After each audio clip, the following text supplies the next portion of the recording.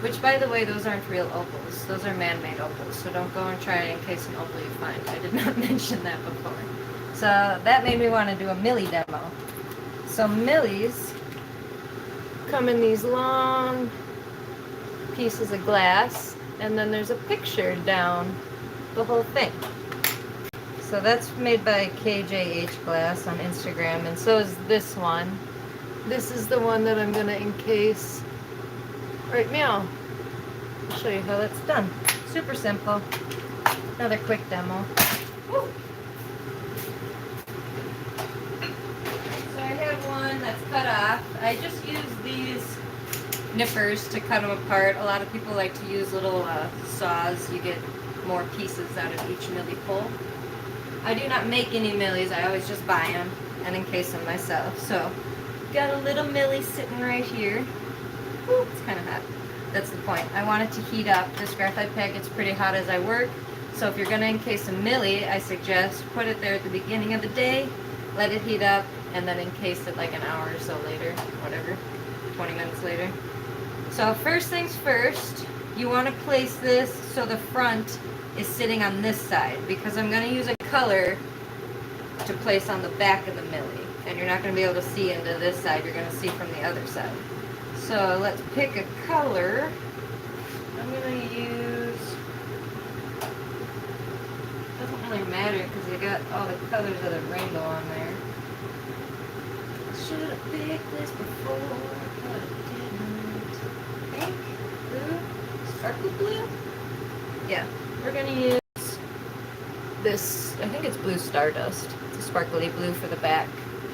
So basically, it's going to get a blob of this blue hot. I want it hot and I want it very symmetrical. Nice and round glob at the end. I'm just going to roll it on here, get it more symmetrical before I go to pick this up. You're picking it up with the hot glass. So make sure you get enough hot that you're covering the whole milli surface, because you don't want to look through the milli and the whole back isn't covered with color. That's not good. So, got it nice and hot where it's moving. I'm going to pick up this milli, and then I'm going to flip it and push. So then it tends to get, I want you centered. I'm kind of just manipulating it now to get more centered. I don't know if you saw a little piece of glass just flicked off and shot at me, but that's a part of the job. So it's not very pretty yet, but got the milli sitting in what will be the back of it, and then now we'll encase the top.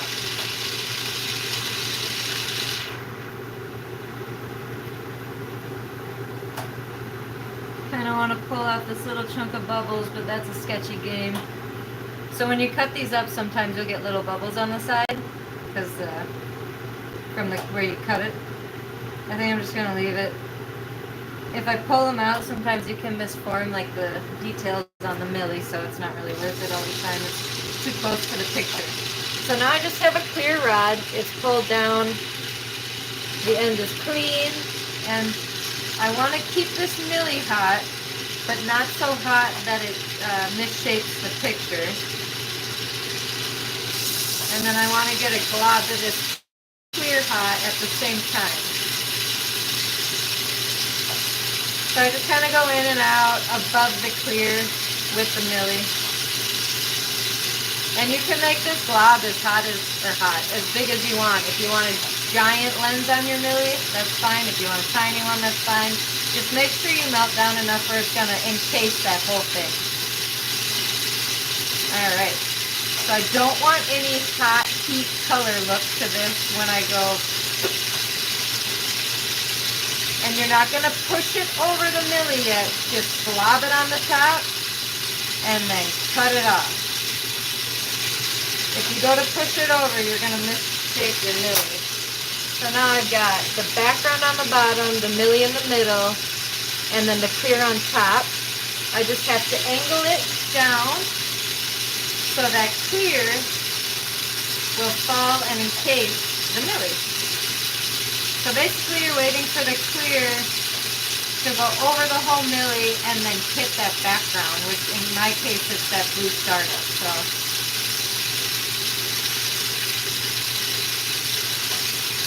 the angling down is very important because obviously you want the clear to fall down.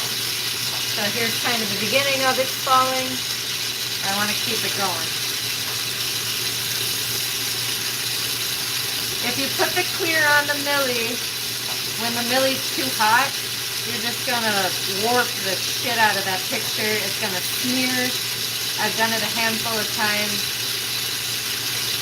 It's very disappointing, and you can't use it after that. You just got to toss it. So the clear has hit the blue, and now I'm just waiting for them to become one.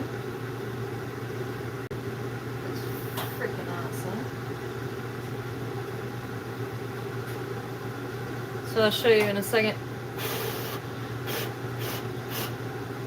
That picture will eventually start to pop out. Don't touch the heart. I don't know if you can hear that. My boyfriend's riding a snowmobile. Hit spring in Minnesota and now it's snowing. Didn't really snow a lot this winter till now. Can you? Oh, hey. So you can see that milli is encased. The rainbow colors will pop more when it's not 1,000 degrees. And then the next step, last step before you need to use it, I'm just going to use this. You'll want to punchy it up so that you'll have the back ready to stick on whatever you're sticking around. I'm just going to roll this down into a smaller pointy punty. Get the top of the milli kind of hot. Get this hot enough. And then I want to just cut off that back rod. Try and keep everything pretty centered while I do that. And then I want to try and pull off all the clear so it's all blue in the background. If you don't get all the clear off, that's okay. Usually the color will hide it because it's like on the inside-ish, but I want to pull as much as I can off.